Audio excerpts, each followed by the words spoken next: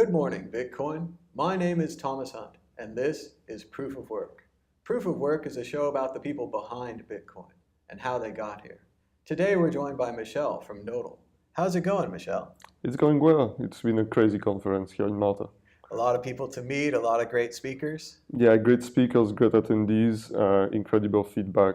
It's a nice experience. We were talking to some other people and they were like how important it was to get the actual feedback from the users so you know what to work on next. And having a chance like this to actually have people who do use the product, who want to use the product, and then to get to them directly. Yeah, we had the opportunity to meet one of our first customers here, number 7. And number 13 is not far. Yeah, there you go. Well, that's very cool. And we're just going to start with everyone's most favorite and familiar question. What was your first computer? So the answer may surprise you, but actually my first computer was pen and paper. Oh. My parents didn't want a computer at home, so I went to the local library, rented all the possible books about programming, and started writing programs on a notebook. And when we were going once per month to some friends living 100 kilometers from us, I had the opportunity to use a computer there. So technically, the first computer I ever touched was a CPC 6128 Amstrad. And the first computer I ever had at home was a 286 PC. Sure. And then the next one was a self-assembled 486 and a Pentium and so on and so on. Yeah. It's funny, Peter Todd said he started the same way. He would write down all of his programs, and then maybe even years later when he got a computer, he got out all the old programs and typed them in, and he got to see if they worked and if he had figured it out. That's a great way to get started. Most people, I don't know if they'd have the patience to do that anymore. There's so many computers everywhere. Yeah, and that's long before internet, so you didn't have any Stack Overflow to copy past pieces of programs. You had just to do everything yourself. Actually, I had to go back to it. And it's funny, we talked to Max, and he was from like a different generation, and he never got to copy programs out of a book to play a game. So programming just wasn't there. Whereas the other people, they were like, yeah, I wanted to play a game, and it came in a magazine, and I typed it in, and I found out what syntax error was, because there was tons of them. And if you fixed all the syntax errors, the reward was you actually get to play the game. But then with somebody like Slush, he was like, yeah, I was playing Nibble or Snake, and then I made it go faster, and then I made it turn faster, and then I added more pieces to the board, and like you could mess with it. And I used to, give myself more money in save files. It's like any of these little tinkering, we're kind of losing that as computers become so, for everybody and so encoded and everything. We lose our access to the source code. So that's interesting. After you had the initial computer, you'd already started programming. Did you stick with programming? Like once you had the actual computer, was it better than pen and paper? I mean, I for some reason I wanted to program something related to music, so I always had played some MIDI files and stuff, or generated some waveforms just to spit them out from the speaker. I fried the countless number of sound cards. I was getting like a new sound blaster every 3 months or something. Because of my shitty programming. Yeah, what kind of, like techno music? Were you just pushing the extremes of the card? No, not even like some pretty nice music in my opinion, but it was just like never working as expected. Well, it's all about that tinkering. You have to have that ability to break it, to fix it, and then to break it, and then back and forth.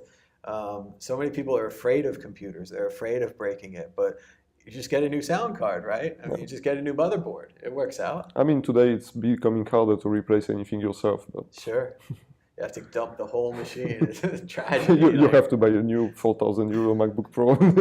Yeah, you might want to be more careful with your sound cards on the MacBook Pro and so forth. But so you were messing around with music. Did you then go to school for computers, or did you go to school for music? So I spent 10 years in a musical school to learn piano, and I stopped because that wasn't really my thing. And no, I never really studied anything of that. Actually, when I was probably 16, I was already pretty much involved with electronics, and some remote family member taught me some like base analog electronics. The guy was already 70 years old, and when he started you didn't have electronics. It was like all relays and switches and buttons, and that was electronics. Yeah. And then he went to work for Siemens and learned like discrete electronics, and Sure. he taught me of this. So you got more into the hardware than Yeah, into the software. I believe you have to understand the hardware to make good software. So then how did that lead you to learning about Bitcoin? So first time I learned about Bitcoin, it was like 1 cent of a dollar for 1 Bitcoin, and you had to go through a very complicated process to acquire them. Sure. I miserably failed, and I didn't understand what it is at all. For me, it was just some internet game money. And so I just got uninterested very fast from it. And I didn't know anything about mining. In those times, if I knew anything about mining, I would not be here today. Yeah, there it is. I had already some server farms hosting, so I could just use the spare CPU time to mine a shitload of Bitcoins. Yeah, I remember at the computer labs once, I installed like it was Folding at Home or BOINC. It would share your CPU power, try to solve a problem like prime numbers or something. And so I installed it on all the machines in the computer lab. They were all grinding away, making and numbers. instead you could solve the problem of your self-money. Yeah. Well, it's a totally different problem. And yeah, if I'd only been, 5 years later, 10 years later, a different window, I would have installed Bitcoin on those machines. And while, yes, I got in trouble for installing them on all the machines, and they took away my administrator access. With the Bitcoin, at least I would have gotten the Bitcoin. With this, I got like 1,000 units of SETI at home, and we never found the aliens, but I was looking for them. So it was fun to be involved, but you just volunteered. It wasn't like now where you get paid for mining or that kind of thing.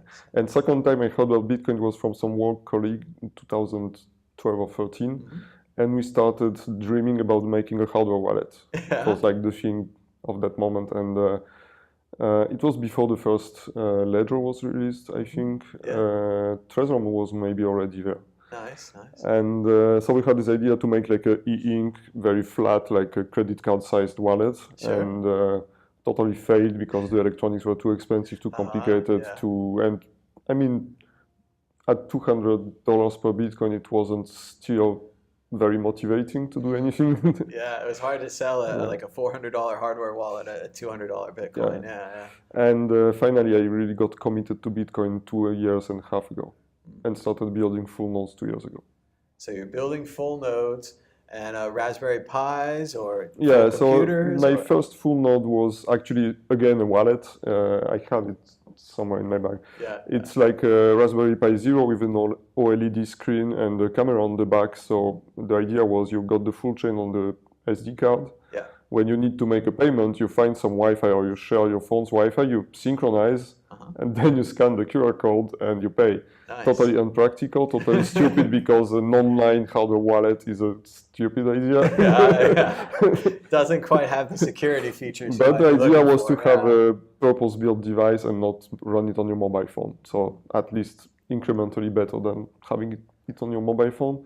So then I stripped down the screen and camera part. I keep the Raspberry Pi Zero W's, glued it literally on top on an SSD. And with a USB to SATA bridge, put all of that in a box of an external hard drive. So it was a full node running in a space of an external hard drive. That one survived almost 1 year, and after 1 year I tried to connect to it to see what's going on. It didn't reply. I started destroying it to see what part is dead. Basically all the parts were dead. And then I built a new node based on Raspberry Pi, and I figured out that it will take me maybe 40 days to sync. So I decided starting looking for something better, and after maybe 30 iterations I came with the Nodl. And what is the Nodl for the people at home? So the Nodl is a full node in a box with Lightning and all the tools you want to have around the Lightning node, like Ride the Lightning for managing LND. You get BTC Pay Server if you want to process in-store payments for a physical store. You get easy interfacing with Zap and Joule wallets, probably other wallets which use the same protocols for connecting. And so it has Lightning and Bitcoin. It's Lightning and Bitcoin, and you will get an increasing amount of other services coming on top of that, third-party services. So for just a normal user, they could plug it in and they'd be supporting the network. Maybe for a more advanced user or a merchant, you could use BTC Pay Server, or you could use it to confirm your own transactions. That kind of thing. It's more like a network utility rather than like a wallet. It's a different thing. Yeah, totally. And how's that going? Are you guys selling a lot of them? Is it just getting started? We are selling a certain amount of them. Sure. We are pretty pleased with the feedback. We have like 0 negative feedback actually, Nice. which is pretty incredible. But I think the people in the community are extra nice actually, and it's hard to get. You have to screw really hard to get the negative feedback. Well, that's tough on the internet. Usually it's the opposite. If I do bad audio, I get negative feedback right away, and they're not at all like they're very reasonable with it. They're like, oh, bad audio. Unsubscribe, deleted, moving on. I hate you. I hope you die. Like they don't stop at all. They're like, oh, it skipped a little. I hate you. I hope you die. Like they don't mess around. So that's great that you're getting positive feedback. That's very rare. You need to appreciate that now. Yeah. We don't want to go too fast because we want to make a good product, and we are learning at the same time. We are learning also how to make a supply chain, how to ship things, we shipped them to crazy places in the world. I would never imagine sending a package to Kuwait before I made the model. Wow. Well, that's exciting too, that everyone in the world is getting interested in Bitcoin. And please, South America and Africa, wake up.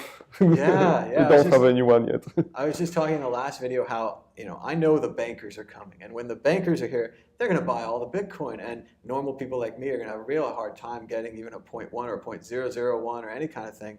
And if we could get as many normal people into this beforehand, it'll just make a huge difference. Like just all kinds of, truck drivers, waitresses, normal people, get $100 in, get a nodal or get a hardware wallet or get a paper wallet even, I guess, something to keep it on securely, put it on a shelf or a safe deposit box, forget about it. But just be involved in it and learn how to use it too. I tell people all the time about how I knew how to use email in 1995, but I didn't have anybody to email. And then years later, everyone else got into email, and there I was, ready to go. So this could be you, but with Bitcoin. You have no one to pay right now. No one wants to pay you, but you learned how. You get a wallet, you move a little $10 around, and 3 years from now, somebody wants to pay you for a graphic design job, and they'll only send Bitcoin. And you're like, not a problem. Yeah. So and what's crazy, we get a lot of customers who are absolutely not technical people. That's crazy, and they learn and they teach other people in our Telegram group. Yeah, it's an incredible community. That's fantastic. And is there anything new that you're working on? What do you have started in the future for Nodal? So the most close features which are coming is Electrum Personal Server and C Lightning. That was requested a lot, especially in Germany. Germans love C Lightning for some reason. Christian Decker said the same actually. Yeah, it's very strange, but that's how it is. So yeah, and Electrum Personal Server is a big feature request because it really allows you to use your hardware wallet without contacting any external server. Ah, nice. So privacy all the way. Well, that's great. And where can people learn more about the Nodal and maybe follow you on Twitter, things like that? So nodal.it. We are not Italian, but it sounded cool. And I'm at KetoMiner on Twitter, and there is also at nodal_it. All right. Thank you so much for the interview. Thank you for having me.